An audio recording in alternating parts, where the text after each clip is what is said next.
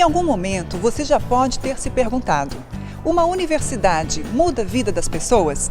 Nós vamos ajudá-lo a responder esta questão.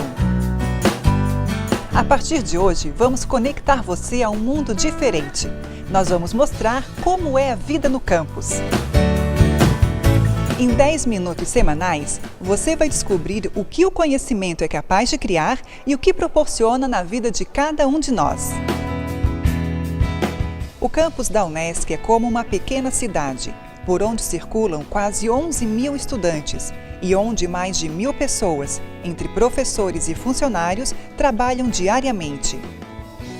E haja logística para que tudo funcione bem, em quase 50 cursos de graduação, mais de 30 especializações, 4 mestrados e 1 doutorado. Isso sem falar do permanente intercâmbio cultural, pois por aqui trafegam pessoas de mais de 137 municípios e 8 países. Um network invejável, não acham? A cada programa estaremos apresentando informações, dicas, novidades, além de uma agenda para que todos possam acompanhar os eventos que a Unesc realiza. Muitos deles abertos a pessoas como você, que querem entrar em sintonia com um mundo melhor. Hoje vamos falar sobre assuntos que estão em evidência: doença celíaca, obesidade e sobre hábitos alimentares saudáveis, com participações muito especiais. Confira a matéria.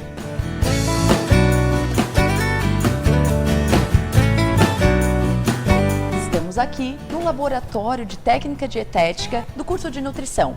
Estamos com a professora Maria Cristina Gonçalves de Souza, que participa de um grupo de apoio a pessoas com doença celíaca.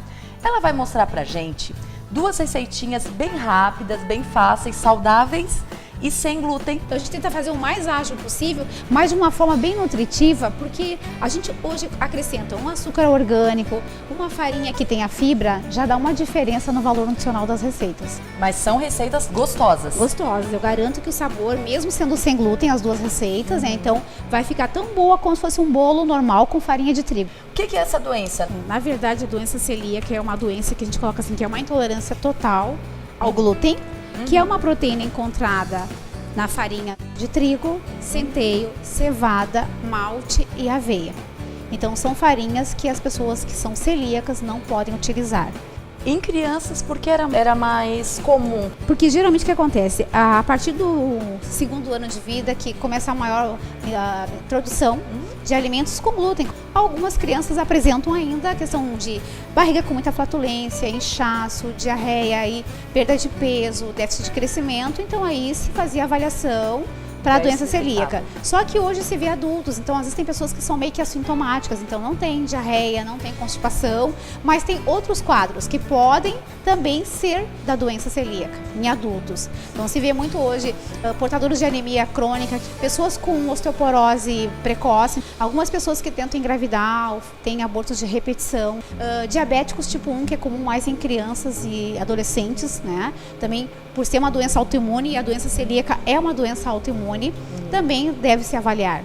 Bom, é importante ter um acompanhamento com o gastroenterologista, que ele vai fazer os exames pertinentes, e o padrão ouro é a biópsia intestinal. Então, não existe celíacos ou meio celíacos. Ou a pessoa é celíaca ou ela não é. E é uma doença que ela não tem cura, ou seja, ela vai ter que tirar o glúten para o resto da vida. Para seguir essa dieta, ele vai precisar de um profissional. O nutricionista vai auxiliar na questão de fazer o cardápio, de dar receitas, de estar avaliando o estado nutricional, a melhora, a resposta, porque como o tratamento é só dietético, então é importante que ele tenha um acompanhamento nutricional.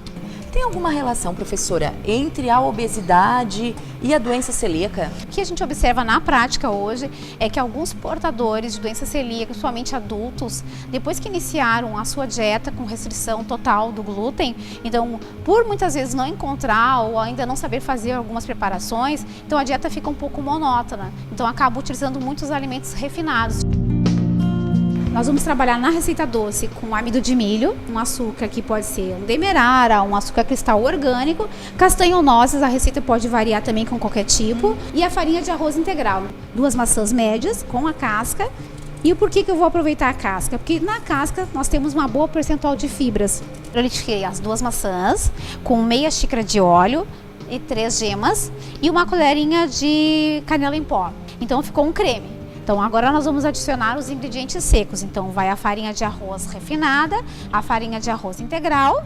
Então eu vou adicionar e agora eu vou colocar 1 xícara de amido de milho. Meia xícara de nozes picada, que pode ser também castanha, pode ser amêndoas, amendoim. Então a pessoa pode utilizar o que tiver em casa. Eu coloquei 1 colher de sopa de fermento e vou botar uma colherinha de cafezinho de bicarbonato aqui de sódio. Misturar e finalizar com as claras em neves e já vai para o forno. Então agora nós vamos iniciar a receita salgada, então a torta de legumes, que é a base do recheio, a cenoura e o atum, que eu vou fazer um refogado com a cenoura, colocar o atum e temperos, e depois nós vamos bater no liquidificador a parte da massa. Pode colocar uma sardinha também, enquanto isso vamos fazendo a massa. 4 colheres de sopa de maisena, 5 colheres de sopa então de quinoa flocos, 1 xícara de água, colocamos aqui, aí vamos colocar o óleo, 4 colheres de sopa, 2 ovos inteiros, então vamos colocar 1 colher de sal e vamos liquidificar. O recheio já está pronto. Um pouco da massa aqui no fundo, colocamos todo o recheio então agora e cobrimos com o restante do líquido. Então aqui estão as nossas 2 preparações, nosso bolo de maçã sem glúten e a nossa torta de legumes sem glúten. Parece que nós estamos numa cozinha, mas na verdade nós estamos no auditório de um dos laboratórios de nutrição da Unesc. Aqui ao meu lado, o professor Marco Antônio da Silva, ele é coordenador adjunto do curso de nutrição. Olá, professor. Olá. Para aprender nutrição, temos mesmo que colocar a mão na massa? Com certeza temos que colocar a mão na massa, literalmente e metaforicamente, desde o início do curso. Esse é um dos espaços da Unesc, um dos laboratórios. Esse é o laboratório de técnica dietética e tecnologia de alimentos, onde aqui o aluno ele desenvolve, desde a primeira fase, várias atividades ligadas às mudanças sensoriais e mudanças na estrutura que o alimento passa a partir das técnicas de cocção ou outras técnicas de preparo.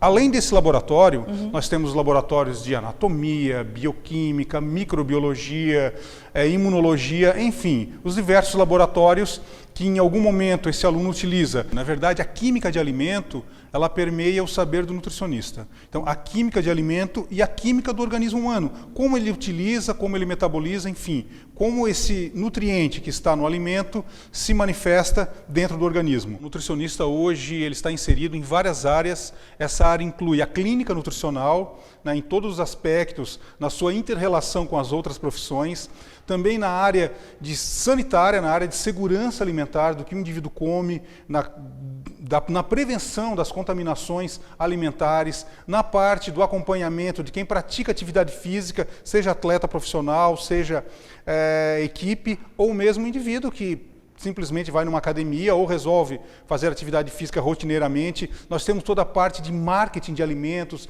de legislação ligada aos alimentos que nós também abordamos ao longo do curso. E como é que os alunos aprendem isso para colocar no dia a dia? O conhecimento não pode ficar restrito à universidade, né? Então, essa interação entre a teoria e a prática propriamente dita, ela vai acontecer em 3 momentos. A prática em sala de aula, que o aluno desenvolve a partir de atividades, a prática nos laboratórios e a prática em campo. Associado a isso, nós temos os projetos de pesquisa e os projetos de extensão. Nós temos a terapia nutricional a portadores de obesidade, um projeto que acontece aqui na nossa clínica integrada. Nós temos o projeto junto à Associação de Pais e Amigos de Autistas do município de Criciúma, junto à AMA. Nós temos projetos no presídio em capacitação para presidiárias. Fora isso, nós temos o ProSaúde, que está iniciando agora, que era um antigo PET. Todos esses projetos, o acadêmico, a figura do acadêmico é imprescindível, né, professor? O projeto existe para ele. O projeto não existe para o docente. Na verdade, esse acadêmico ele participa, alguns com bolsa, garantidas em edital, e grande parte deles de forma voluntária. E daí nós temos essa integração entre o ensino, a pesquisa e a extensão, de tal forma que esse acadêmico ele possa sair com uma formação técnica, com um embasamento também ético, e com um olhar crítico para melhorar a sociedade onde ele está inserido.